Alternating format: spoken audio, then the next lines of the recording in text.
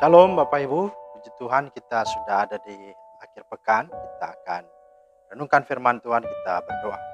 Terima kasih Tuhan buat hari ini, hari yang sungguh diberkati oleh Tuhan. Kami kembali akan merenungkan firman. Buka hati dan pimpin kami ya Roh Kudus, agar kami memahami dan menjadi pelaku firman. Dalam nama Tuhan Yesus kami berdoa. Amin. Bapak Ibu, firman Tuhan kita terambil dari 1 Korintus 13 ayat 10 hingga 13. Tetapi jika yang sempurna itu tiba, maka yang tidak sempurna itu akan lenyap. Ketika aku kanak-kanak, aku berkata-kata seperti kanak-kanak. Aku merasa seperti kanak-kanak, aku berpikir seperti kanak-kanak. Sekarang setelah aku menjadi dewasa, aku meninggalkan sifat kanak-kanak itu.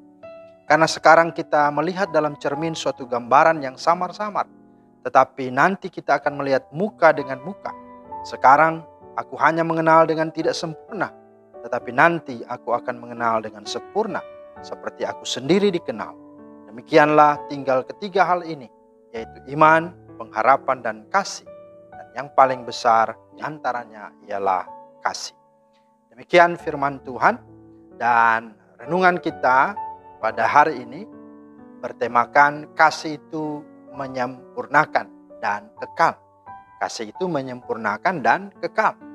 Nah, Bapak Ibu, banyak orang Kristen membaca ayat 13, ya, dikatakan demikianlah tinggal ketiga hal ini, yaitu iman, pengharapan, dan kasih, dan yang paling besar diantaranya ialah kasih.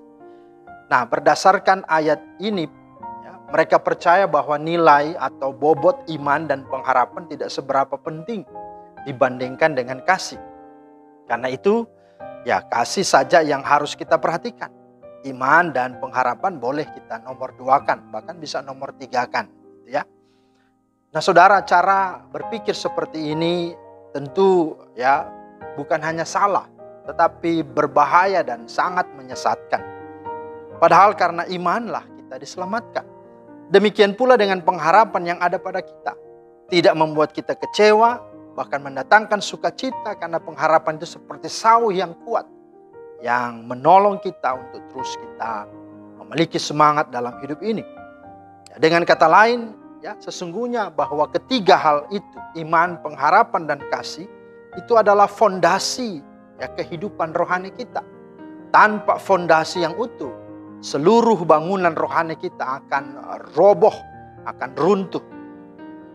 Nah, karena itu, ya, apa maksudnya? Ya, kalau begitu apa maksudnya?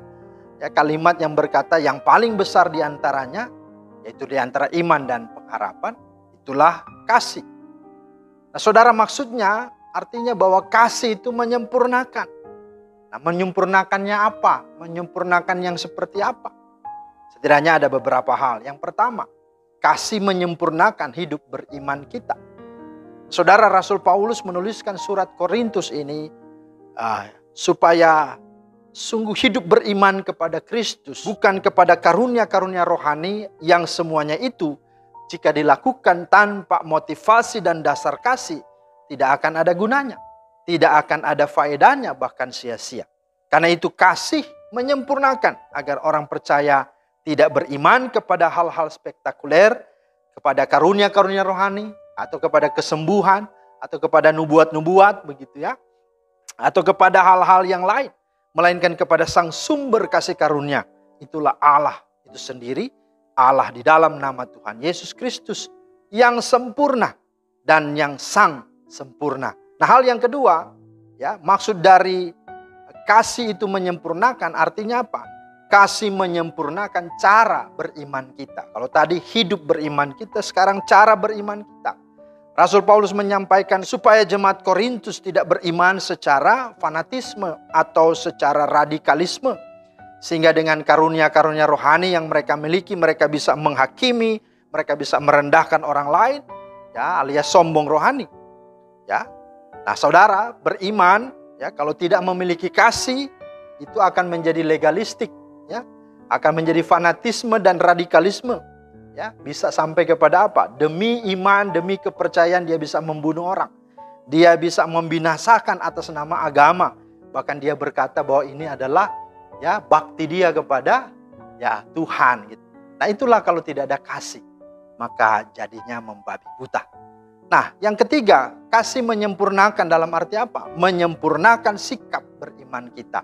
Kalau tadi hidup kita, cara kita, nah sekarang sikap beriman kita, bicara karakter kita.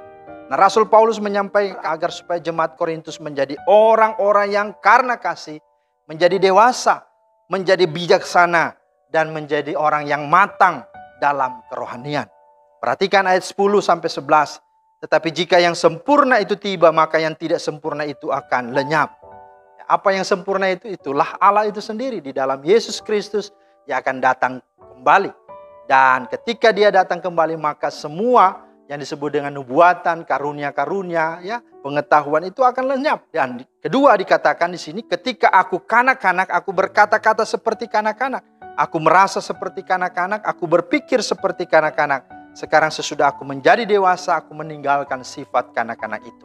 Artinya saudara, karena Sang Kristus yang adalah yang sempurna itu nanti akan datang kembali.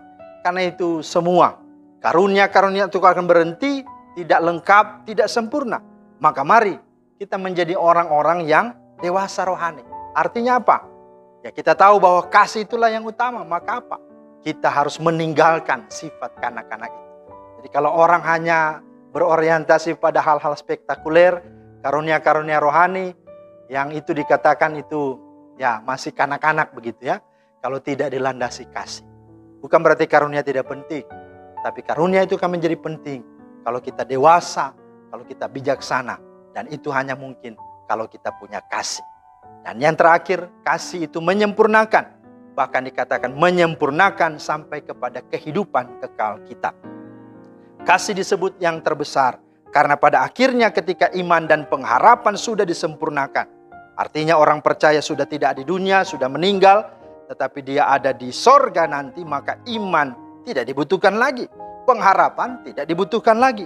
Kenapa? Karena semua sudah tiba, semua sudah genap, semua sudah sempurna, sudah sampai di tempat orang beriman, di tempat orang berpengharapan. Ayat 12 dikatakan, karena sekarang kita telah melihat dalam cermin suatu gambaran yang samar-samar, tetapi nanti kita akan melihat muka dengan muka. Sekarang aku hanya mengenal dengan tidak sempurna, tetapi nanti aku akan mengenal dengan sempurna, seperti aku sendiri dikenal. Saudara, maka ketika itu tiba, maka semuanya sungguh-sungguh telah selesai. Semuanya sudah genap. Nah, karena itu selama hidup di dunia, tinggallah dan hiduplah di dalam kasih. Sebab kasih itu menyempurnakan dan masih terus dialami, dihidupi di dalam kekekalan. Karena itu mari hiduplah dalam kasih itu, karena kasih itu menyempurnakan dan kasih itu kekal. Kiranya Tuhan memeteraikan firman-Nya dan memberkati kita semua. Amin. Terima kasih Tuhan untuk firman-Mu. Meteraikan dan mampukan kami untuk kami dapat hidupi, dan kami boleh sungguh-sungguh memegang dan tinggal dalam kasih, hidupi dalam kasih.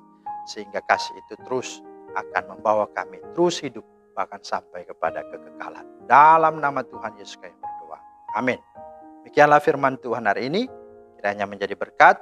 Selamat berakhir pekan. Tuhan Yesus memberkati. Shalom.